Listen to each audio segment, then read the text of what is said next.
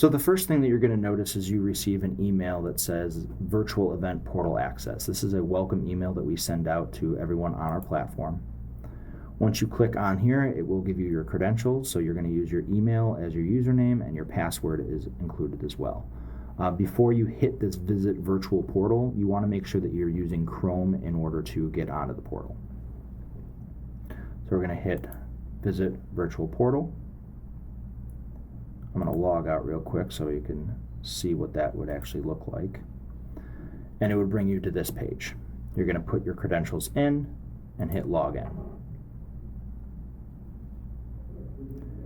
The first thing that I'm going to want you to do once you're on here, you're using Chrome, is you're going to go up to View Site Settings. You're going to click on that little lock icon there, and you want to make sure to have the camera allowed, microphone, notifications, and pop-up and redirects.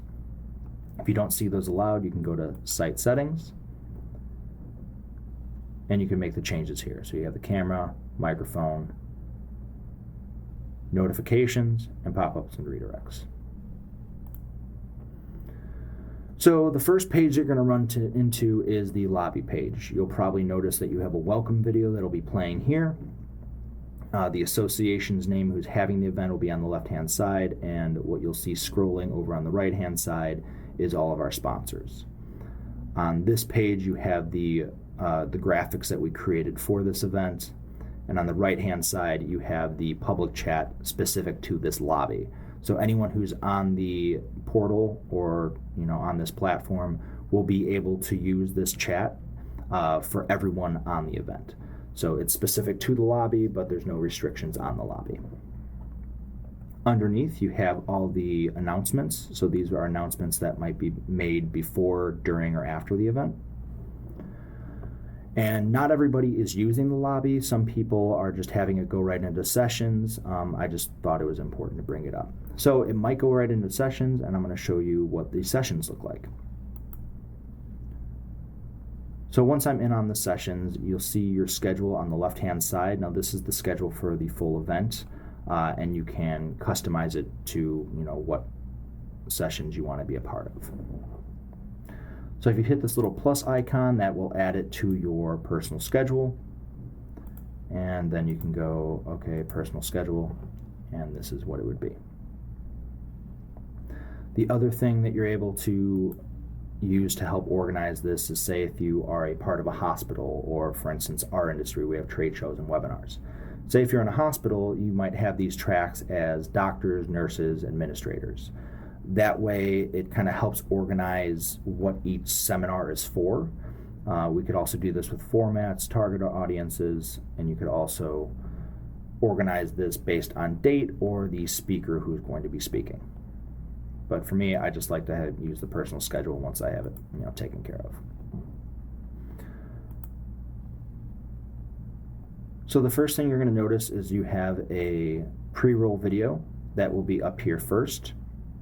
You can scroll down, you'll see all the speakers that are going to be a part of the session.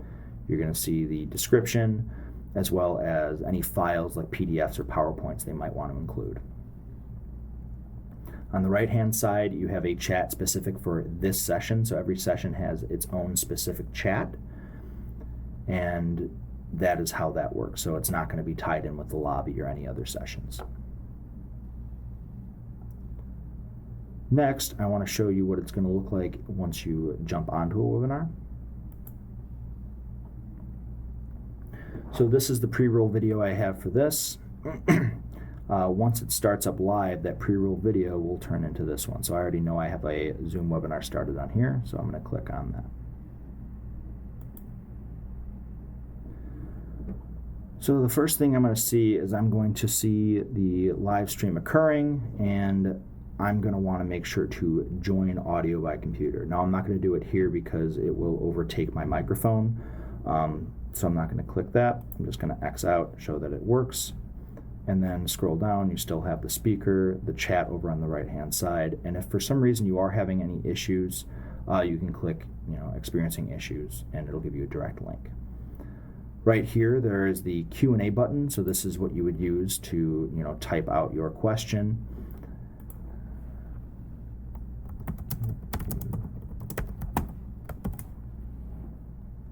Send. Once I send it, you can see what your questions are, or you can see what all the questions from everybody is. So I want to show you what it would look like if you are experiencing any issues. You can click on this little link here and it'll give you a direct link. Click on that direct link and it will propagate a Zoom window for you outside of the platform. Provider for events and theater over at... I'm going to leave computer audio. So one important thing is if you're getting audio on the Feedloop platform, you're going to want to make sure to log out of that video. So you want to make sure that if you're here, you do not join computer audio, or you can click, let me get out of this Q&A area. Once you click down here, you can choose, here, I'll join it real quick. Be able to deliver diplomas from here. Leave computer audio. That's what I would do, because you'll hear two different, out of sync audio sources. So next, I want to show you how tables would work based off of restrictions. So I'm going to go to this session here because I know that I have a restricted table on this one. So we have the pre-roll video. This is a booth that we know works. This booth has a restricted tag to it. So say if you were in a group, say XYZ company, and XYZ company wants to be able to chat amongst themselves during the webinar without having to worry about other companies being a part of it. If I click on it and I don't have access, this is what it'll give me. I won't be able to see the chat either. Let me X out of this. Won't be able to see the chat either, or anything that goes with this session. While I'm in channels, I will show you what a channel really looks like. So this is a on-demand session. On-demand sessions are similar to regular sessions, but they're pre-recorded and you can play them whenever you want. You can still include any polling that you might want to include. It has the description. You can include files. It's just like sessions. It's just for on-demand pre-recorded videos. You could still do polling. For instance, this is using Slido, and that's how that would work. And a few things I wanted to mention when it comes to polling is you can use things like Slido, but a lot of people are using Poll Everywhere just because it does record the polling results, and you could include that in the on-demand videos. There's a few other ways to do polling, but we'll get into that a little later. So next, I want to show you the event app. The event app is generally only used for a lot of our live or hybrid events, but you can include polling with this as well, like I had mentioned earlier. And the way that this would work is you could still see all your announcements. Like I said, it works really well with live and virtual events. But to get to the polling, what you would do is say you go to schedule. You can select Rob's test webinar. And it doesn't look like I have any polling for that one. I do know that I have polling for getting your matches across virtually, so I'll click on that. I can go to live polls, and there is my polling options, and I could select these as my answers. Next, I want to show you what you can do with your account and making kind of everything a little bit more personalized to you. So you can click on account. I'm going to close this app now. And this is where you can change your organization, the title, about me. You could choose a picture, as well as include your website or social media tags. You could also upload files here. If you click on help, we usually just give you a general description of what you can do to fix any issues you might have. And next, we will go into the exhibit hall and show you how this would work. So over here you have all the booths over on your left hand side. They work very similar to how they would as sessions. You have the chat over on your right hand side, all the booths on the left-hand side. You can filter this by, the type of company that they are, for instance. And say you select it, you have the graphics in front of you. It will mention the people that are staffing this event. You can include files, your website, YouTube links, all that good stuff. So if I click here to meet with this exhibitor, a lot of times we'll have a button in this spot, but for us we just wanted to make a quick link just because we're kind of testing this all out, making sure it all works for you. So then I click on this meeting link. I'm going to join computer audio. And Yefty, can you hear me? Yep, I can hear you clearly. Perfect. So this is exactly how you can meet up with different exhibitors. So Yefty, I will see you in a little bit. All right, see ya. Thank you. Close out of Zoom. And now I'm back to where I was. So besides this, you also have something called showcase exhibitors. Now we just called it poster board sessions. All of these sessions are able to be, customized to what you want to name them. So it depends on the association we're working with. But we named it poster board sessions just because it kind of works well for poster boards. So it's very similar to how channels and sessions are related. The poster board session and our exhibit hall are very similar.